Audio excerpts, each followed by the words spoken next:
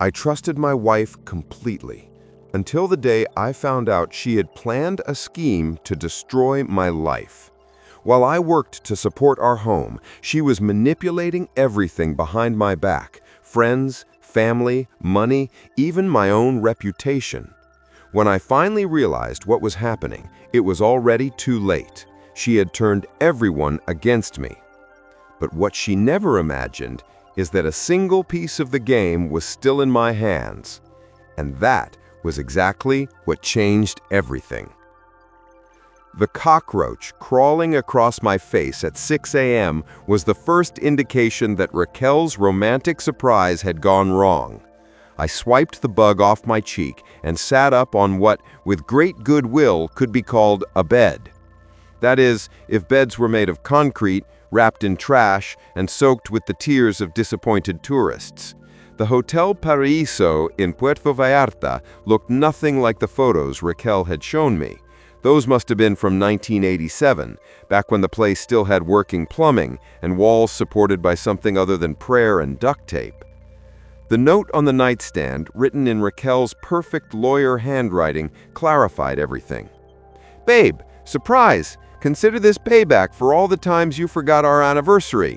Enjoy your solo adventure in paradise. Don't worry, I'm keeping the house warm. Kisses, your loving wife."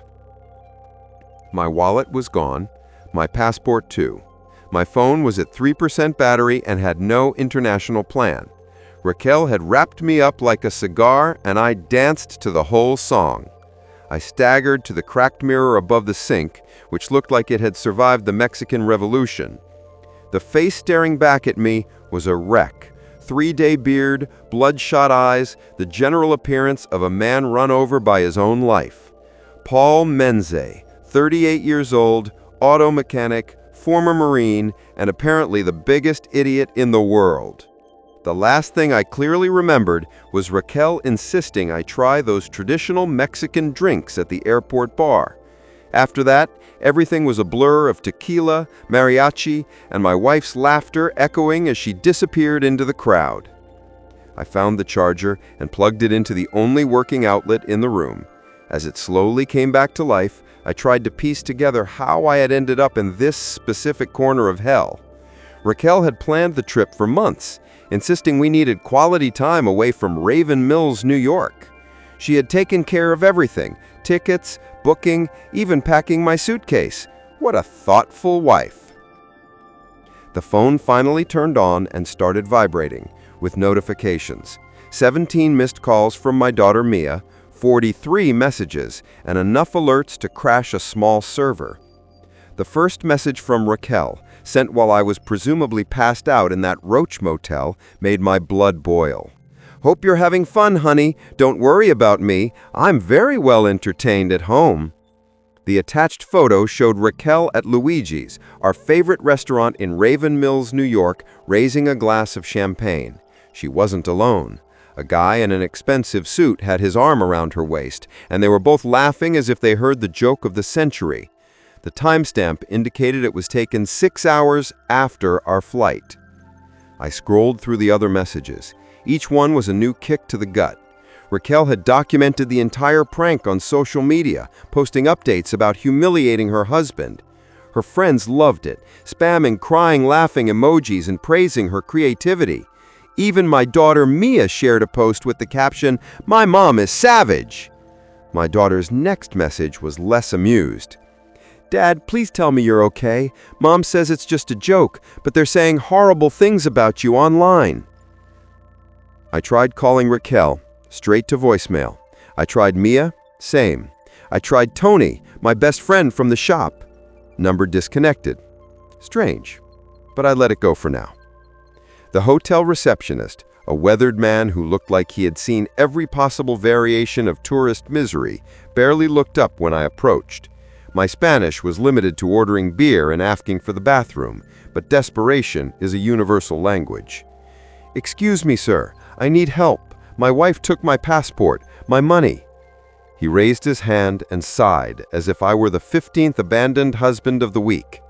"American MC is 2 hours by bus. Pay for the room first." Of course, Even my personal tragedy had bills to pay.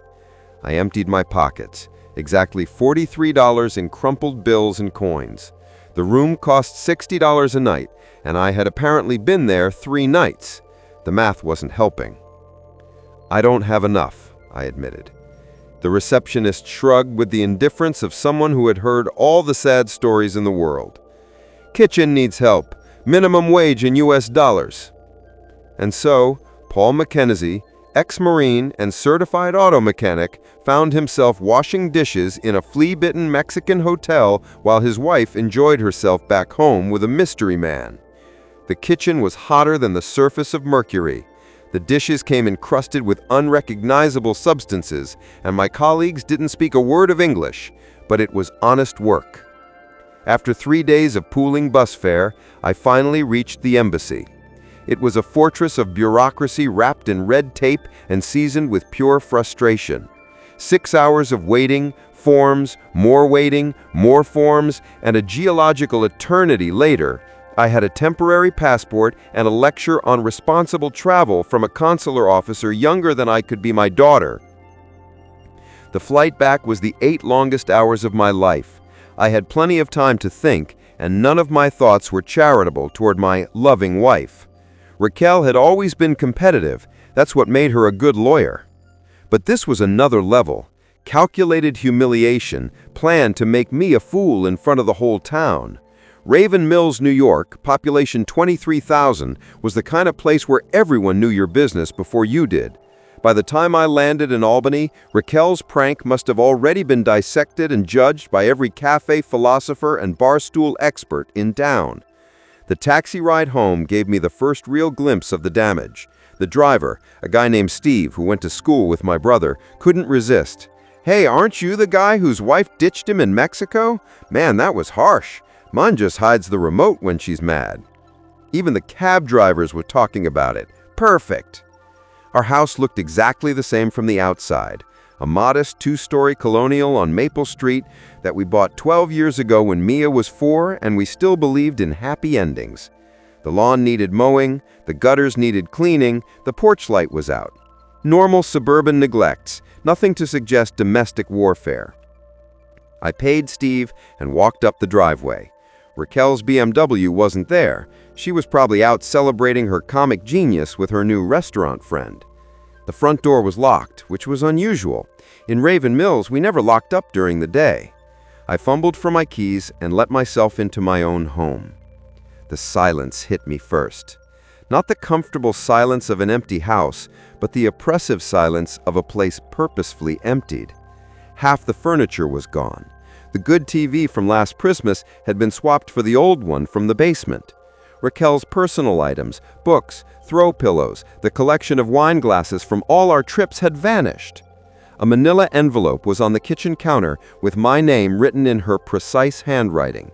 Inside were divorce papers, already filled out and notarized, along with a note that made my hands tremble with anger. "Paul, hope you enjoyed your little vacation. Consider it a farewell gift. I've already filed for divorce and temporarily moved in with Chad. Don't even try to contact me at the office.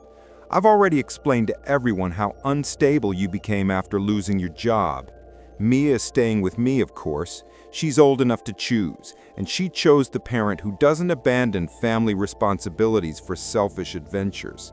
You can pick up your things over the weekend when I'm not here. Try not to break anything on your way out. Raquel." Losing my job? What the hell was she talking about? I'd been working in Murphy's Auto for 15 years. Old Mike Murphy treated me like a son. No way. My phone rang. It was Mike Murphy. "Paul, Jesus, where the hell were you? I tried calling you all week." "Mike, I'm sorry. I went to Mexico." "Mexico? What are you talking about? Raquel said you had a breakdown and disappeared. She showed up here at the shop with some guy. Said you were drinking heavily and making threats. Paul, I had to let you go. I'm sorry, but I can't have that kind of drama at the shop. The insurance won't cover it." The phone slipped from my hand and clattered onto the kitchen floor. Raquel hadn't just stranded me in Mexico and filed for divorce. She had systematically destroyed my life, piece by piece, while I was washing dishes 2,000 miles away. I picked up the phone. Mike was still talking, his voice metallic and distant. "If you seek help, maybe we can work something out in the future, but right now—" "I never made any threats, Mike. I never had a breakdown. Raquel stranded me in Mexico as a prank, took my passport and money." Silence on the other end. Then, "Paul, that's not what she said. She had proof. Photos of you drinking, texts." "What kind of proof?" "Look, I don't want to get involved. You guys need to sort this out, but I can't hire you back now. I'm sorry." He hung up. I stared at the phone, trying to process it. Raquel hadn't just humiliated me. She had orchestrated my complete professional and social destruction while I was trapped in a foreign country, unable to defend myself. The front door opened, and Mia walked in, returning from school. At 16, she was the perfect blend of Raquel's sharp intelligence and my stubbornness, though at that moment she seemed more like her mother, calculating and cold. "Oh," she said, stopping in the doorway. "You're back." "Hello to you too, sweetheart. Good to know my daughter missed me." She dropped her backpack and crossed her arms. "Mom said you'd probably show up today. She asked me to give you this." She handed me another envelope and added, "She also told me to tell you that your little victim show isn't fooling anyone." "Mia, no matter what your mother told you." "She didn't need to tell me anything, Dad. I saw the videos, everyone saw them. You were completely drunk at that bar in Mexico, fighting with strangers. Mom showed me the hotel security footage." "What videos? What footage?" Mia showed me her phone, a grainy video posted on Raquel's Facebook. It showed a man who looked like me, drunkenly stumbling through a hotel lobby, shouting nonsense. The date was 2 days after she had drugged me at the airport bar. "That's not me," I said. "Dad, stop. It's obviously you." I looked closer. The guy had my build, my hair, even similar clothes, but something about the face, the posture, was wrong. It looked like me, but it wasn't. "Mia, I swear, that's not me in that video." She rolled her eyes with that contempt only teenagers master. "Whatever, Dad. Mom said you deny everything. She said people with drinking problems always lie." "I don't have a drinking problem. Is that why you disappeared to Mexico without telling anyone and got so drunk you couldn't find your own hotel for 3 days?" The pieces started clicking into place, and the picture made me nauseous. Raquel hadn't just played a prank. She had orchestrated an elaborate campaign to destroy my reputation with false evidence and character assassination. While I was stranded in Mexico, she was home spreading the story of my supposed breakdown and disappearance. "Mia, listen very carefully. Your mother drugged me at the airport bar and abandoned me in Mexico. She took my passport and wallet. That video is fake, or it's someone else who looks like me. I worked for a week in a hotel kitchen just to get money to come back." Mia stared at me for a long moment, and I saw a flash of doubt in her eyes. Then her phone vibrated with a text, and the moment passed. "Mom is picking me up in 10 minutes. She doesn't want me to be alone with you right now." "I'm your father, Mia. I would never hurt you." "That's what all the abusive dads say, right?" The words hit me like a physical blow. Abusive. Raquel had convinced our own daughter that I was dangerous. "Your mother told me I'm abusive?" "She didn't have to, Dad. I have eyes. I've seen how you get when you're angry." "When did you ever see me violent, Mia? When did I ever raise a hand to you or your mother?" She couldn't answer, because it had never happened. Never. A car horn honked outside. Mia grabbed her backpack and walked to the door. "Mia, wait, please. Give me a chance to explain." She stopped at the door and looked back with something that might have been pity. "Dad, I really hope you get help, but I can't be around you. It's not safe." She left, and I was alone in the half-empty house with divorce papers and the growing certainty of how completely Raquel had destroyed my life. But she had made one mistake in her perfect plan, underestimating how much a man learns about revenge when he has nothing left to lose. The envelope Mia gave me contained more than legal documents. Raquel had included a detailed balance sheet of our assets, highlighting how the division would favor her. The house would be sold and she would get 60% because she contributed more to the down payment. My retirement fund would be split 50-50, except for the part I saved before the marriage, which magically didn't count. My tools, my car, even my grandfather's watch, all cataloged and appraised. The true masterpiece was the defamation dossier she had compiled. Photos of me drinking at social events over the years, taken out of context to suggest alcoholism, edited screenshots of my texts to look like threats. Even my military history had been twisted.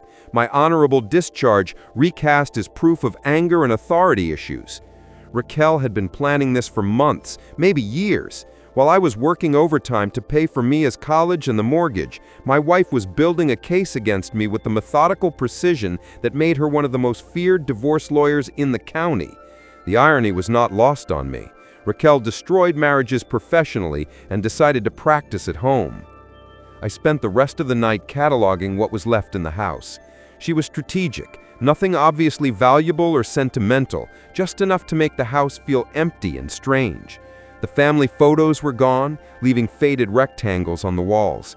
My favorite coffee mug was swapped for a chipped gas station one. Even the good toilet paper was replaced with the cheapest brand. Psychological warfare to make me feel like a stranger in my own home. My phone rang at 9 p.m. It was Tommy Brennan, my best friend since high school and my partner at the shop. "Paul, thank goodness, Paul." His voice was cold, formal. "I heard you were back." "I got back today. Listen, I need to talk about what happened at the shop. Mike said he had to fire me, but there was a misunderstanding." Silence. Then, "There's no misunderstanding, Paul. We all saw what you did." "What did I do? Tommy, I was in Mexico." "Raquel didn't have to tell us anything. We saw the security footage from the shop. The texts threatening Mike's wife, how you trashed the break room before you disappeared." "What footage? What texts? I never—" "Don't lie to me, Paul. I've known you for 20 years, and I never thought you'd sink this low. Threatening an old man's wife over being fired? That's not the guy I grew up with." "I never made any threats, Mike. I never made any threats." I was washing dishes in a Mexican hotel while that was supposedly happening. And I guess the video of me keying Mike's car in the parking lot was made by my evil twin. Another fake video? Raquel's campaign was even broader than I had imagined. "Tommy, listen.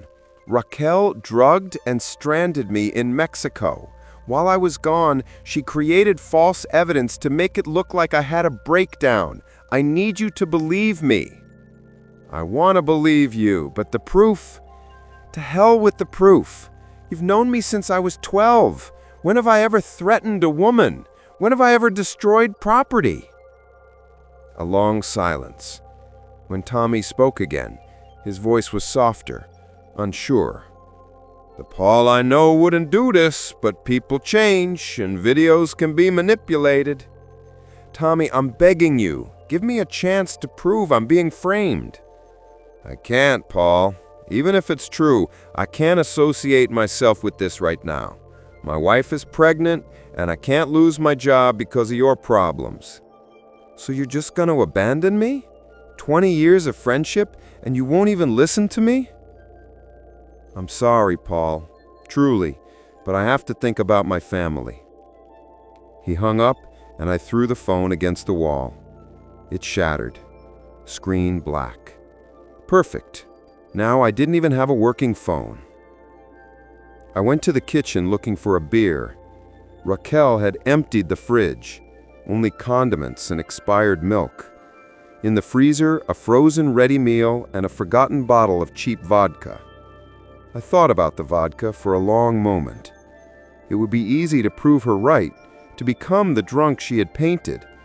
A few sips and the pain would lessen, at least temporarily. But that was exactly what she wanted, for me to self-destruct to validate her narrative. Instead, I put the bottle away and made coffee with the bad instant powder she had left. If Raquel wanted a war, she would have one, but I would fight sober and smart. I spent the next 3 hours tearing the house apart, looking for anything that would help me understand the extent of her betrayal. In the home office, which she had apparently forgotten to clean out completely, I found a folder labeled Case Menenzesi, hidden behind old tax statements. Inside were printed emails between Raquel and a certain Chad Morrison discussing strategy to neutralize Paul's credibility and establish a pattern of instability. The emails were dated 6 months earlier, well before the trip to Mexico. There were contacts for a private investigator, receipts for video editing software, and, most damningly, a contract with an actor named Derek Silva, who was my near-perfect double. Raquel hadn't just planned to abandon me in Mexico, she had hired someone to impersonate me, creating false evidence of erratic behavior while I was stranded. Chad Morrison. The name was familiar, but I couldn't remember from where. I turned on Raquel's old laptop. She had taken the good one, leaving this dinosaur. It took an eternity to boot up, but I managed to access the browser history. Chad Morrison was the owner of Morrison Development, one of the largest construction companies in the area. Recently divorced, net worth around $10 million, and, according to the company website, committed to building stronger communities through innovative partnerships. Innovative partnerships like the one she had apparently formed with my wife. The history told the whole story. Raquel had researched Chad for months, his businesses, interests, previous marriage, even checking the ex-wife's divorce settlement, who walked away with half of everything after proving infidelity. Raquel had found a rich, recently divorced target and decided to upgrade her life. The only obstacle was me, the blue-collar husband who might be entitled to half of her assets in a divorce. So she decided to eliminate the problem by destroying my credibility first. It was brilliant in a sociopathic way. When I returned from Mexico, I would be seen as an unstable drunk who had abandoned his family. No judge would grant me anything significant, and Raquel would be free to start a new life with Chad's money. But she made one crucial mistake. She left evidence behind. I spent the rest of the night printing everything: emails, browser history, financial records showing payments to the detective and the actor. By morning, I had a stack of documents that painted a clear picture of Raquel's conspiracy. The question was what to do with it. I could take it to a lawyer, but I had no money. I could go to the police, but what actual crime had been committed? Adultery isn't a crime, nor is stranding your husband in Mexico. Technically, the fake videos were more complicated, but proving manipulation would require expensive forensics. No, the legal system would take years and cost what I didn't have. Raquel had used my friends and community against me, turning them into weapons. It was time to return the favor. I went to the corner store to buy a cheap pay-as-you-go phone and spent the morning making calls. The first was to Dick Sullivan, my old Marine buddy, who now worked as a private investigator in Albany. Jake owed me an old favor and was one of the few who might believe me without extensive proof. "Dick Sullivan, you son of a gun. I heard you went crazy and disappeared to Mexico." "That's exactly what I need to talk about, Jake. I need help and someone who doesn't believe everything in Fofocopolis. I'm listening." I told him the summarized version: Raquel's setup, the fake videos, the systematic destruction of my reputation. Jake listened without interrupting, one of the things I always liked about Jake. "So you want me to investigate your wife?" "Yes, and I want you to find out everything about her relationship with Chad Morrison, when it started, how they met, what they're planning. I also want you to find this actor she hired and make him confess." "That's gonna cost money you probably don't have right now." "I'll find a way to pay you. I just need to know what I'm up against." Jake was quiet for a moment. "You know what? Forget the money for now. I never liked Raquel anyway. Always thought she was too stuck up for her own good. Give me a week and I'll give you everything. The second call was to my cousin Danny, a bartender at the Rusty Anchor, Raven Mill's main gossip spot. Danny, it's Paul. I need a favor. Jesus, Paul, where have you been? People are saying crazy things about you. That's what I want to talk about. Can you meet me somewhere private? I need to know what they're saying and have someone hear my side. I don't know, man. Raquel stopped by this week with a rich guy talking about your breakdown. She seemed pretty upset. Of course she seemed upset. She's a lawyer. Acting is her job. Danny, you've known me my whole life.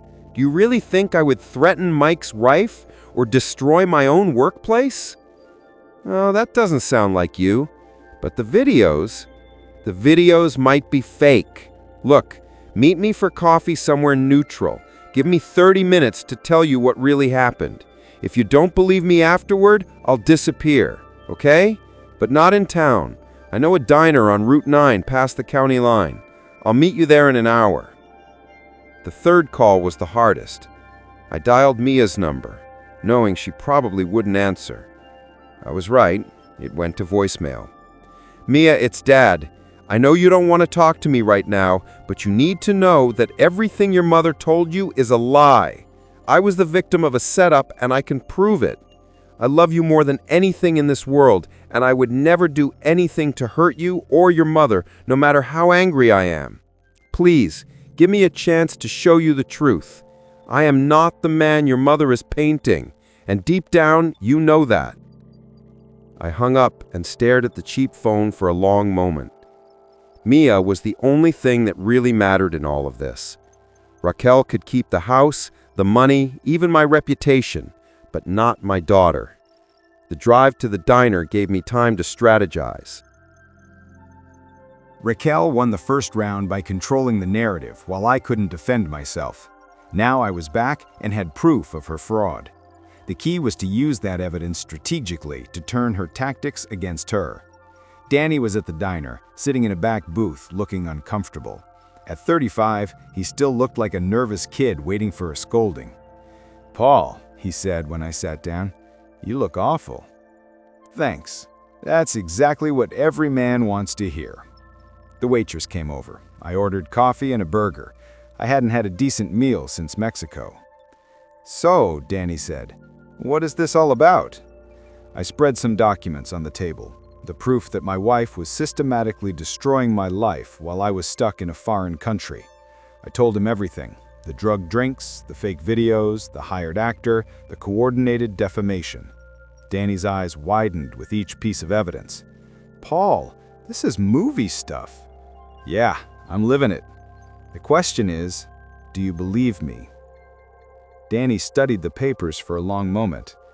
"I want to believe you, but what people are saying is very specific, and Raquel seemed so upset at the bar."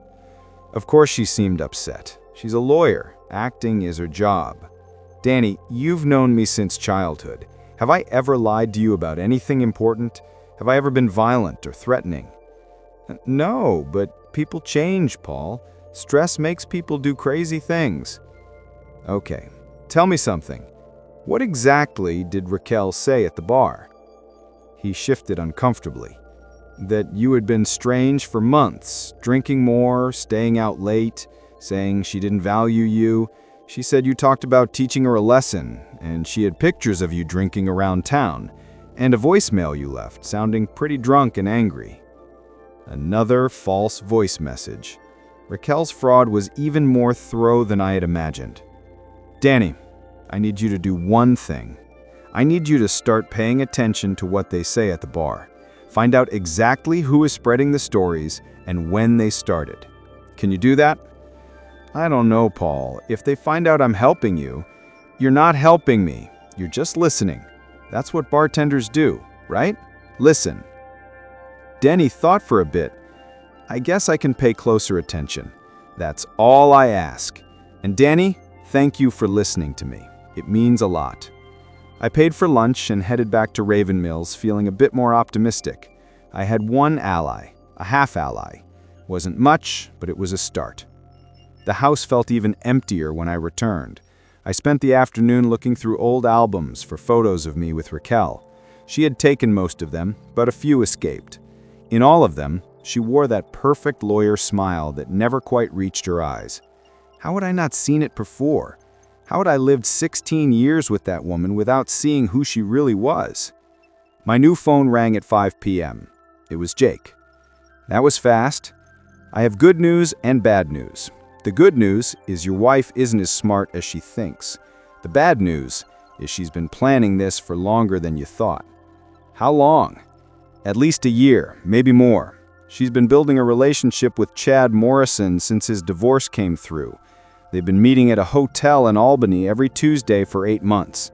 She opened a secret account 6 months ago and has been siphoning money. And guess what? She already made an offer on a house in his neighborhood. And the actor, Derek Silva? I found him. He's pissed because Raquel didn't pay him everything she promised. He'll testify that she hired him to impersonate you, and I even have the clothes she bought to match yours. Can you get a signed statement? Already did. I'll email it to you tonight. Paul, this is enough to destroy her in court. Any judge would throw out her divorce filing and probably report her to the Bar Association. I'm not interested in court. It takes years and money I don't have. I want something faster. What are you thinking? Giving Raquel a taste of her own medicine. The Rusty Anchor on a Friday night was a blue-collar zoo in Raven Mills. Mechanics, construction workers, factory employees, and small business owners gathered to drink cheap beer, discuss sports, and exchange the kind of gossip that kept the small town running. It was also the perfect place to start a rumor. I walked in at 8 p.m., knowing most of my former friends would be there. Conversations died when I entered. There was an uncomfortable silence and side-eye glances.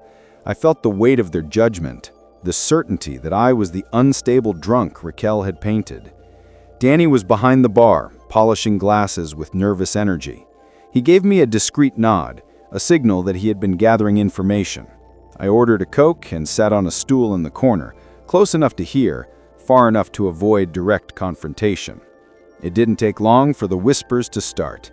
That's him, the guy who cracked and abandoned his family, threatened Mike Murphy's wife, sent heavy texts after being fired. Poor Raquel, she seems like such a good person. Imagine being married to a guy like that. I sipped my Coke and listened, cataloging every lie, every distortion of the narrative Raquel had carefully constructed. She had been thorough. There wasn't a soul in the bar who hadn't heard some version of my supposed breakdown. Tommy Brennan was holding court at a back table, surrounded by the guys from the shop. He was telling the story of the threatening messages I supposedly sent, elaborating with every repetition. In his version, I hadn't just threatened Mike's wife. I had made vague references to making everyone pay. It was a masterful performance, and Tommy was clearly enjoying the role of moral authority. He had always been jealous of my friendship with Mike, always thought he deserved more recognition at the shop. Raquel had given him the perfect chance to position himself as the responsible employee while painting me as the dangerous lunatic. But Tommy made one mistake. He was enjoying the attention too much and adding details that weren't in Raquel's original script, details that could be checked. I waited for him to mention the exact date and time of one of the supposed threatening calls, one that would have happened while I was washing dishes in Mexico. Then, I pulled out my phone and made my own call. Jake, it's Paul. I need you to do something tonight. I want proof of where I was and what I was doing on March 15th between 2 p.m. and 4 p.m. Specific much. Tommy just told a crowded bar that I called Mike's wife at 3:30 p.m. that day, threatening to burn their house down. If I can prove I was in Mexico at that exact time, his credibility is shot, and it casts doubt on the rest of Raquel's story. I'll make some calls. The hotel where you worked should have security footage and punch records. Give me an hour. I hung up and continued listening to Tommy's performance. He was excited, describing my supposed behavior in vivid detail. He's been spiraling for months, showing up drunk to work, making inappropriate comments about women, acting like a man on the brink of violence. It was a convincing story, and the audience was eating it up. But Tommy was about to learn about the danger of exaggeration. My phone vibrated with a text from Dick. Hotel security footage shows you in the kitchen from 1 p.m. to 6 p.m. on March 15th. Punch record confirms. Sworn statement from the kitchen manager, too. Tommy is lying for her. Perfect. I stood up and walked over to Tommy's table. The conversation stopped as I approached. The tension in the room ratcheted up several degrees. "Tommy," I said, keeping my voice calm and friendly, "I couldn't help but overhear your story about the threatening call I supposedly made on March 15th. His face flushed, but he held his ground. "So what?" "Well, I just wanted you to be more specific about the time. You said 3:30, right?" "That's right. I was there when Mike got the call from his wife crying. She said you threatened to burn their house down." "Interesting," I said, pulling out my phone, "because I have security footage from a hotel in Puerto Vallarta showing me washing dishes at exactly 3:30 p.m. on March 15th. That would be 5:30 p.m. Eastern Time, which makes your story impossible." I played the video Jake had sent. Grainy black and white footage clearly showing me in the hotel kitchen with the date and time visible. The room fell into absolute silence as everyone watched. "Either you're lying, Tommy, or I've learned to be in two places at once. Which one do you think it is?" I asked, still calm. His face went from red to white in 3 seconds. "I might have confused the date." "Or maybe you're full of crap," I said, still maintaining my composure. "Maybe you spread lies about me because you thought I wasn't here to defend myself." I turned to the entire room. "How many of you heard stories about things I supposedly did while I was in Mexico? How many of those stories came from people who supposedly witnessed them?" A deafening silence. I saw people exchange glances, suddenly uncertain. "Here's what really happened," I continued. "My wife drugged me at the airport and stranded me in Mexico without money or a passport. While I was stuck there, working in a hotel kitchen to raise money for the embassy, she was spreading lies about me here. She hired an actor to impersonate me in fake videos. She forged threatening messages. She destroyed my reputation while I couldn't defend myself." I pulled the printed emails from my pocket and showed them. "I have proof of all of this. Emails between my wife and her boyfriend discussing strategies to neutralize my credibility. The contract with the actor, proof of payment for false evidence." The atmosphere in the room changed. I saw doubt settle on their faces, the beginning of the realization that they had been manipulated. "The question is," I said, looking straight at Tommy, "how many of you were conscious accomplices in destroying an innocent man's life? And how many were just useful idiots?" Tommy stood up, his chair scraping loudly on the floor. "You can't prove any of that. Those documents could be fake." "They could be, just like your story about the call is demonstrably false. The difference is, I can prove mine are real. Can you prove yours?" He looked around and saw that the audience was no longer on his side. Doubt had spread like wildfire. "You're crazy," Tommy said, but without conviction. "Raquel warned you would try to flip the script, play the victim." "She did warn you? And exactly when, Tom? Before or after she offered to recommend you to Mike to take my job permanently?" It was a guess, but his expression confirmed I hit the mark. Raquel recruited allies by offering incentives. "No, that's not. I never..." "Never what? Never agreed to help destroy my reputation in exchange for a promotion? Never accepted my wife's money to spread lies?" Another guess, but his face gave everything away. The room exploded in angry murmurs as people realized they had been used in a coordinated campaign of lies. "You son of a bitch," said Mike Kowalski, one of the older mechanics. "You sold out your best friend for a promotion?" Tom was cornered, surrounded by ex-allies who now saw him as the true villain. He looked around desperately and bolted for the door. I didn't try to stop him. He had served his purpose. The bar was now buzzing with angry conversations. People compared stories, realizing how they had been manipulated, understanding that they were weapons in Raquel's war against me. Danny motioned for me to come behind the bar. I followed, leaving the crowd to digest what they had just learned. "Paul," Danny said when we were alone, "you destroyed the whole narrative in 10 minutes. That was the easy part. Tommy was greedy and dumb. Raquel and Chad are going to be harder. What's the next step? Give them a taste of their own medicine. They used public humiliation as a weapon against me. Time to return the favor." I spent the next hour at the bar talking individually to people, showing the proof, explaining exactly how they had been manipulated. By the time I left, the story was already changing. Instead of Paul Menz, the unstable drunk, I was turning into Paul Menz, the wronged husband, the victim of an elaborate conspiracy. But I didn't want to be a victim. I wanted to be the guy who fought back.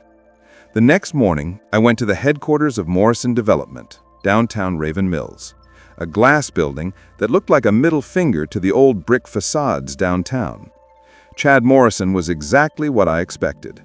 Tall, artificially handsome, wearing a suit that probably cost more than my old monthly salary. He tried to project confidence, but I saw the nervousness in his eyes. "Mr. Mackenzie," he said, extending my hand, "I've heard a lot about you." "I bet you have? Mostly from my wife, I suppose." "Look, I know this is awkward. Awkward is an interesting term. I would have chosen criminal conspiracy, but awkward works." His face faltered. "I don't know what you're talking about." I spread the printed emails on the conference table. "Here are communications between you and Raquel discussing the strategy to destroy my reputation. This one from 6 months ago talks about neutralizing P's credibility before he becomes a problem. This one discusses hiring someone to create false evidence of my instability." He looked at the papers, and I saw recognition in his eyes. They were real, and he knew it. "I don't know what you think this proves. It proves that you conspired to destroy my life while I was stuck in a foreign country. It proves that you're not just an adulterer, you're an active participant in defamation and fraud." "You can't prove those emails are real." "I can. My investigator has already traced them back to the original servers. We have metadata, IPs, the whole package. But look, Chad, I'm not interested in taking this to court." "What do you want?" "I want you to understand what you've gotten yourself into. Raquel isn't just trading up for a richer husband. She's a sociopath who destroyed a 20-year marriage for financial gain. If she did this to me, what makes you think she won't do it to you?" Chad remained quiet, processing. "Raquel told me you were unstable, that you had been threatening her. And you believed it without question? You never asked to see proof of the threats? You never wondered why a woman so scared of her husband would stay married to him for 16 years? She showed me fake photos of bruises, just like everything else. Chad, you're being played by a professional. Raquel makes a living destroying marriages and walking away with half of everything. Did you really think you were special?" I saw the doubt settle in. "Look, I didn't come to threaten you," I said. "I came to give you free advice. Be careful with Raquel McIntosh. She has already proven she'll destroy one husband to get what she wants. What happens when she gets tired of you?" I gathered the documents and walked towards the door. "Oh, and Chad, maybe you want to talk to Raquel about these emails. Ask her why she kept copies of evidence that can destroy both of you. Ask her what else she's hiding." I left him sitting there, staring blankly where the emails had been. Seeds of doubt planted in fertile soil. The final destination was Raquel's law firm. I knew she wouldn't receive me, so I went to speak with her boss, the managing partner, Margaret Walsh, a woman in her 60s who had built one of the region's most successful practices with intelligence, ruthlessness, and total intolerance for anything that stained the firm's reputation. "Mr. Mackenzie," she said when the secretary ushered me into her office, "I was expecting you." "Expecting me? What exactly were you expecting?" "Raquel said you might try to cause trouble, that you had been making threats." I took out my phone and played the hotel security footage. Here I am in Mexico at the exact time I was supposedly making those threats. Either Raquel lied to you or I've developed teleportation. She watched with the sharp attention of someone who has spent decades evaluating evidence. When it finished, she looked at me with renewed interest. "Very convincing, Mr. Mackenzie. What else do you have?" I spent the next 30 minutes showing her the proof. The fake videos, the hired actor, the coordinated campaign of lies. Walsh listened without interrupting, asking pointed questions that showed she understood exactly what she was seeing. "This is extremely serious," she said finally. "If these allegations are true, Raquel has violated multiple ethical rules and possibly laws." "They are true. The question is what you're going to do about it." "I will conduct a full internal investigation. If the evidence confirms this, Raquel will be dismissed and reported to the Bar Association. She is already on thin ice for other reasons. This will be the last straw." I left Walsh's office satisfied. Raquel's professional destruction was now inevitable, just as mine had been when she first started spreading lies. But I wasn't finished yet. My final act of revenge needed a more public stage. The Raven Mills Community Center held an annual charity auction for the local food bank. It was the kind of event that brought together everyone important in town: business owners, lawyers, doctors, politicians, and their respective spouses. Raquel never missed it, and according to her social media, she planned to attend this year with Chad as her date. It was the perfect location for the grand finale. I spent the previous week carefully preparing everything. Jake had assembled a complete dossier on Raquel and Chad's relationship: hotel receipts, restaurant bills, photos of them together dating back almost a year. More importantly, Jake had located Derek Silva, the actor. Derek was more than willing to cooperate. Raquel hadn't paid him half of what they agreed, and he wanted revenge. He agreed to come to the auction and publicly confess his role in the farce. The auction was on a Saturday night in the community center's main hall. I arrived early, in a suit, the same one I had worn to our wedding 16 years prior. It still fit, though it felt strange after months of wearing work clothes and cheap Mexican junk. Raquel and Chad arrived around 7 p.m., radiating confidence, clearly enjoying the attention. Raquel wore a new dress that probably cost more than my monthly mortgage. Chad circulated, greeting potential business contacts. They looked like the perfect couple: successful, attractive, confident. No one would guess they were built on lies and betrayal. I waited for the formal auction to begin and for the audience to be seated. Then I made my move. The auctioneer had just sold a weekend getaway package when I stood up and asked for the microphone. "Excuse me, I'd like to make a special announcement." The auctioneer looked confused but handed me the microphone. The entire hall turned to look at me, and I saw Raquel's face turn pale as she realized what was happening. "Good evening, everyone. For those who don't know me, I'm Paul Mackenzie.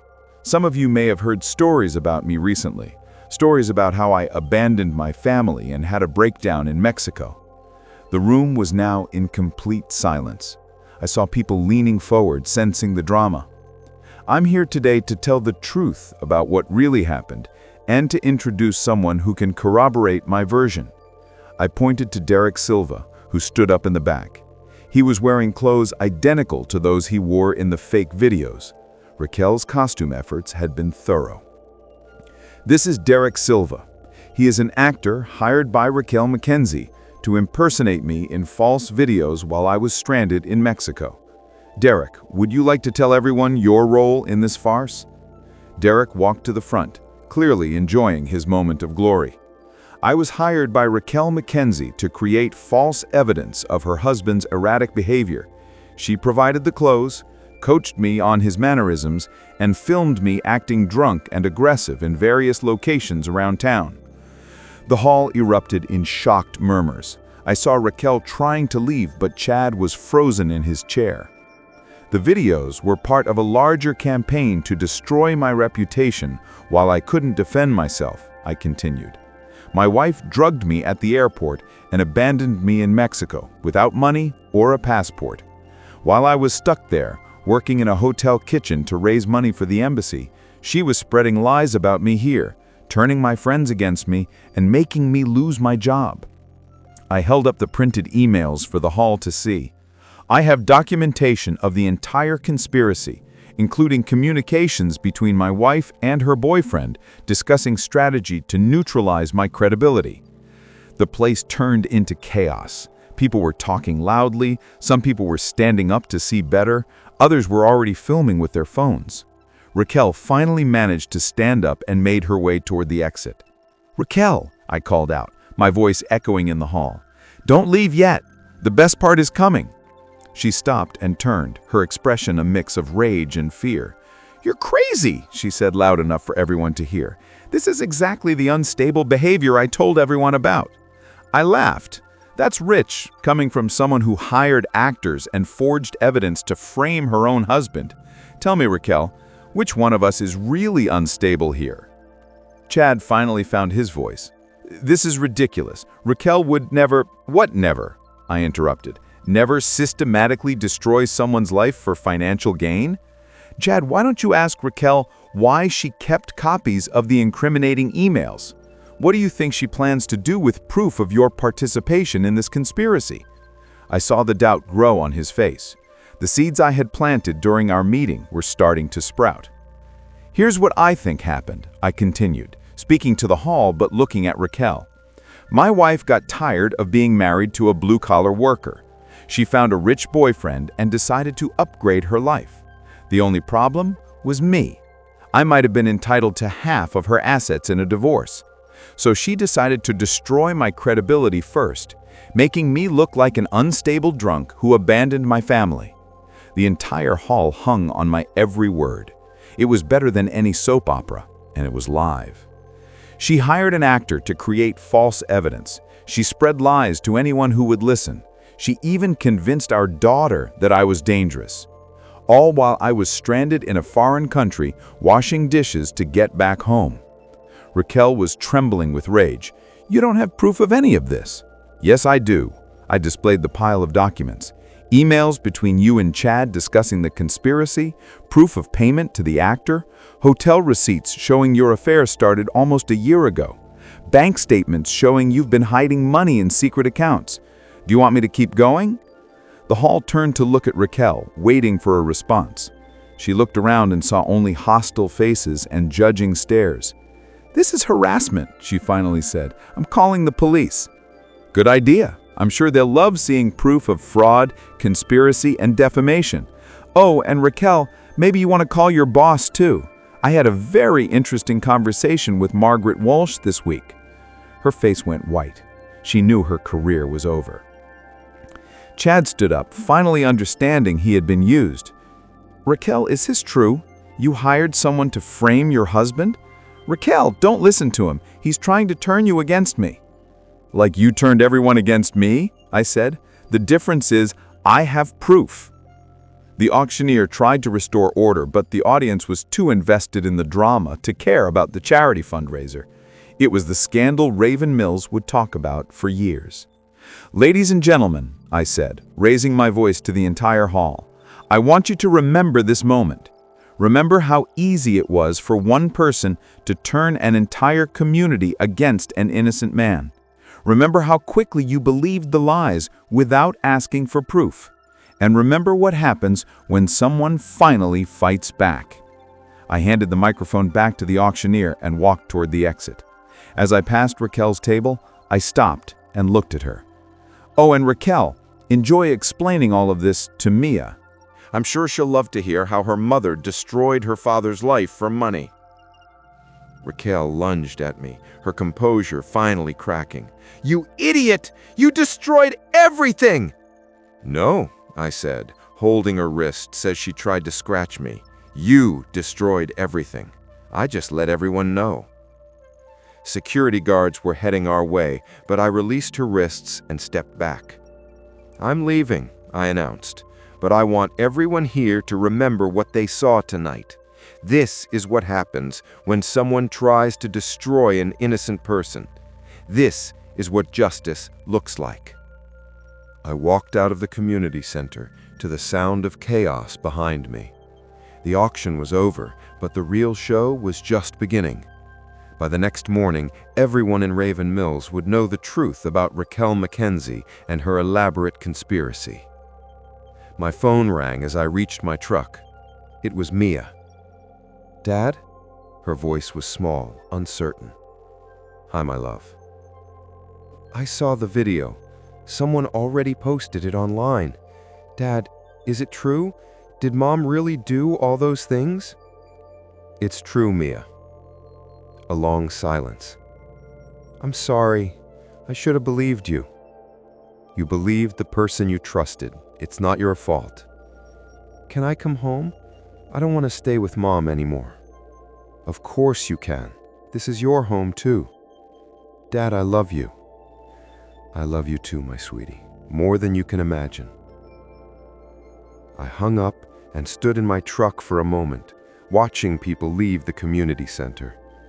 Some were talking excitedly on their phones, already spreading the story.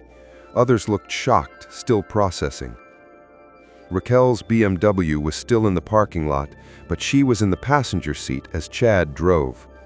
Their relationship likely wouldn't survive the night. Chad now knew he was a pawn in Raquel's game, and men like him don't handle humiliation well. My phone vibrated with a text from Jake. "Saw the video online. Paul, you're a legend." Another one from Danny. "Bars packed. Everyone talking about what you did. You're buying the round when you get here." More messages arrived. Friends, colleagues, even people I barely knew, all supportive and admiring. The narrative had completely flipped.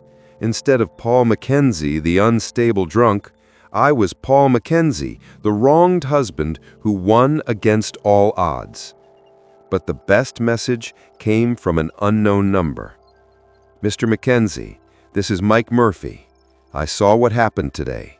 Your job is waiting for you if you want it. I'm sorry I doubted you." I started the truck and drove home, feeling lighter than I had in months. Raquel tried to destroy my life, but she made a crucial mistake. She underestimated how much fight I still had in me. The house was dark when I arrived, but it no longer felt empty. Tomorrow, Mia would return. My job was waiting. My friends were calling to apologize and offer support. My reputation had not only been restored, it was elevated. I was now the guy who took on a corrupt system and won. Raquel, on the other hand, faced professional ruin, social ostracism, and the collapse of her carefully constructed new life. Her law career was over. Her relationship with Chad was likely finished. Even her relationship with Mia was shaken, perhaps irreparably. She tried to destroy me and ended up destroying herself. Poetic justice of the highest order. I poured a glass of the good whiskey I kept for special occasions and raised a toast to the empty house. "To Raquel Mackenzie," I said out loud, "the woman who taught me that sometimes the best revenge is simply telling the truth." I drank the whiskey and went to sleep, better than I had in months. Tomorrow would bring new challenges, but tonight, justice had been served. Raquel left me in Mexico, but I brought hell back home. And hell, I discovered, was just the truth, delivered at the exact right moment to the exact right audience. She played a perfect game right up until the moment she lost.